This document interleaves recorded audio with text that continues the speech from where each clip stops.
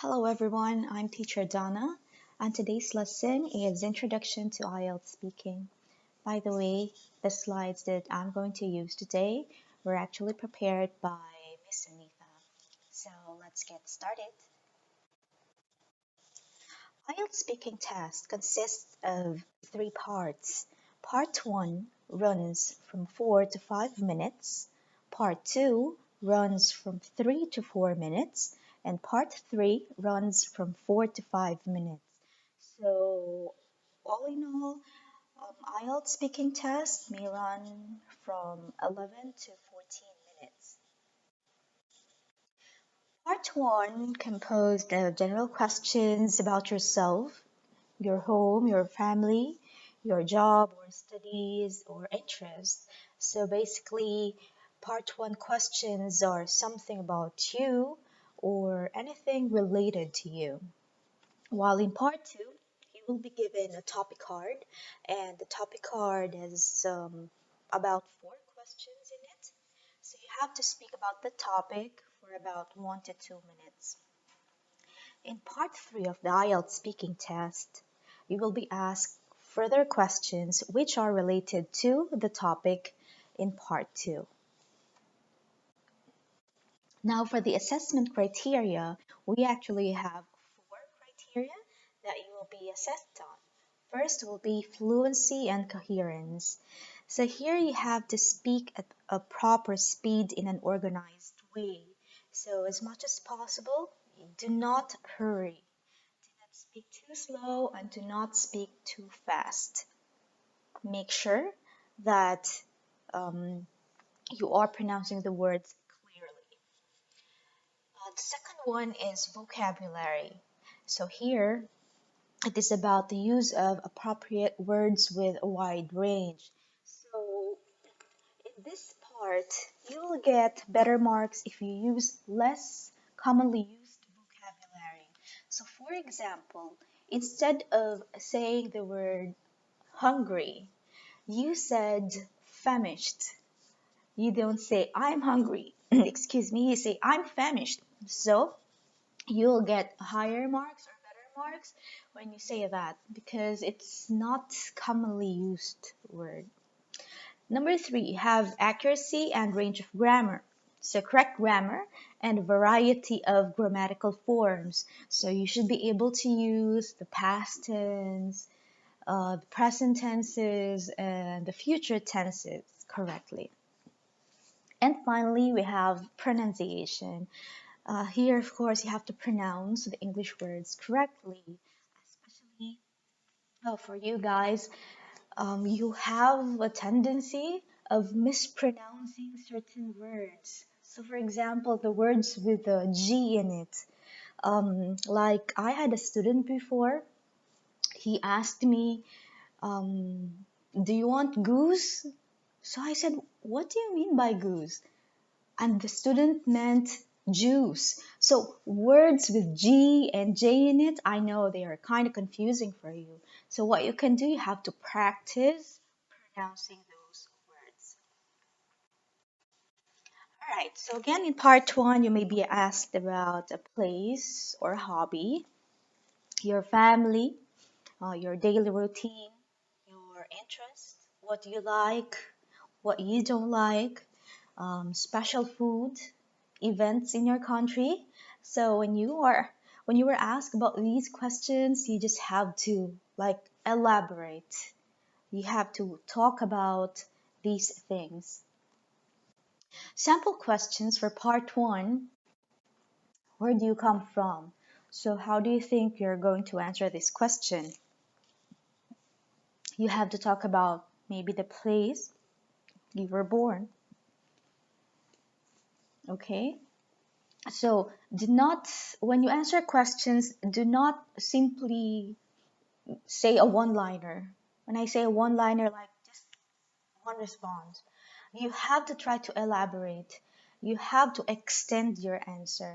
That is very important when it comes to IELTS speaking test. So other sample questions for part 1 include, do you have any brothers or sisters? So like this is a close-ended question.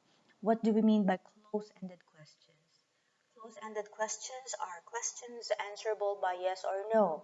So do you have any brothers or sisters? You say yes, I have brothers and sisters. Or you say no, I don't have any brothers or sisters. Do not stop there. So you can say yes, I have two brothers and five sisters. Three of them are married and one single. So something like this. Or you can say no, I'm an only child. So you do not just stop with a yes and no answer. You have to elaborate. You have to extend your answer. So what are your hobbies? So you can mention your hobby, but don't just say, I like cooking. Don't stop there. You have to say, I like cooking, and then mention why you like cooking, and maybe you can mention how often you cook. So these things, it can add up to your marks in IELTS speaking. So other questions, do you enjoy studying English? What's your job? What's your favorite food? Which sports are most popular in your country? Okay, tips for part one. Yeah, like what I've been saying earlier, give extended responses, long answers with a lot of extra information. Do not stop with a one-liner. You have to tell more information about the topic that you are speaking about. Next, use fillers. Fillers are words that used to give speaker time to think, like well, like, in fact, of course, basically, actually. So these are all fillers. All right. Example. Are you planning to see any new films? Is this question for part one speaking? Why do you think so? Yes, it is, because it is something about you, something related to you. All right, so this is a sample response for this question. Well, I've heard a lot of Korean movie Parasite, which won the Oscar this year, so I'm planning to watch it. I've seen most of the good films of this year already. In fact, I watch a lot of films on Netflix. So what have you noticed? The question is, are you planning to see any new films? You can simply say, yes, I'm planning to watch something this weekend. Or you can say, no, I don't want to watch any films, or I don't have any plans to watch any films. But the response here is quite elaborate. All right, so this response actually tells us a lot of information. It's not just a yes and no answer. All right, so you have to explain your answer and organize your responses. Example number two, how long have you been learning English? Some students will just respond to this question by saying, I've been learning English for 2 years, or 3 years, or 4 years, or how many years. But the model answer that we have here is, well, it started with a filler.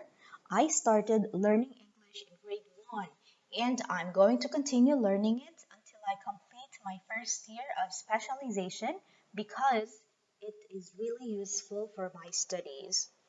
So, what have you noticed? So here again, it is elaborate, and the response actually used a range of verbs. We have here started, I'm going to continue, complete, is. So we have a range of verb forms. It's not just one, all right? So we can talk about your past, the present, and the future. All right, so these are the references used in preparing this presentation. IELTS Express Intermediate Course Book, Tips for IELTS, Top Tips for IELTS Academic. You may also visit my website, teachardonna.tk, for more information about IELTS. Thank you and have a good day. Bye bye.